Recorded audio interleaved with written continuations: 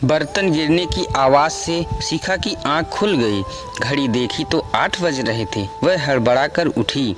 उफ, मम्मी जी ने कहा था कल सुबह जल्दी उठना, रसोई की रस्म करनी है, हलवा पूरी बनाना है, और मैं हूँ कि सोती ही रही।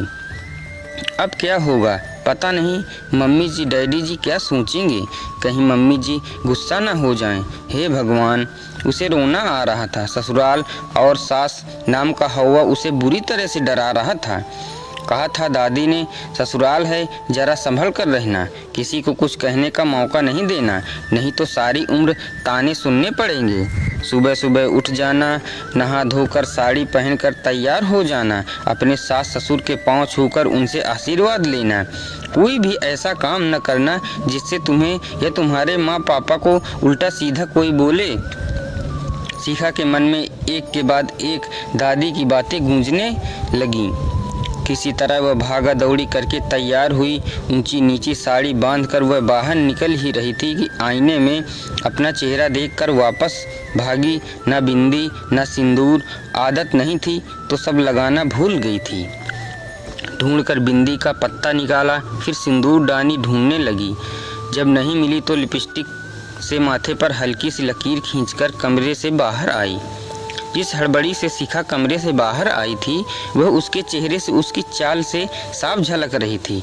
लगभग भागती हुई सी वह रसोई में दाखिल हुई और वहां पहुंचकर ठिठक गई। उसे इस तरह हड़बड़ाते हुए देखकर सासू माँ ने आश्चर्य से उसकी तरफ देखा, फिर ऊपर से नीचे की तरफ देखा। धीरे धीरे से मुस्कुराकर बोली, आओ बेटा, नींद आई ठीक से या नहीं? अचकचाकर बोली, जी मम्मी जी, नींद तो आई, मगर जरा देरी से आई, इसलिए सुबह जल्दी आंख नहीं खुली। सॉरी। बोलते हुए उसकी आवाज़ से डर साफ झलक रहा था। सासू माँ बोली, कोई बात नहीं बेटा, नई जगह है, हो जाता है।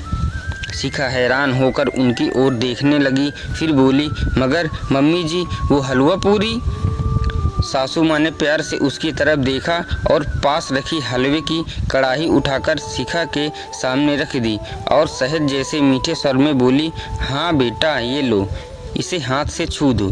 शिखा ने प्रश्न भरी निगाहों से उनकी ओर देखा। उन्होंने उसकी ढूंढी को स्नेह से पकड़कर कहा, बनाने को तो पूरी उम्र पड़ी है, मेरी इतनी प्यारी गुड़िया जैसी बहू के अभी मैं हंसने खेलने के दिन है, मैं उसे अभी से किचन का काम थोड़ी न कराऊंगी।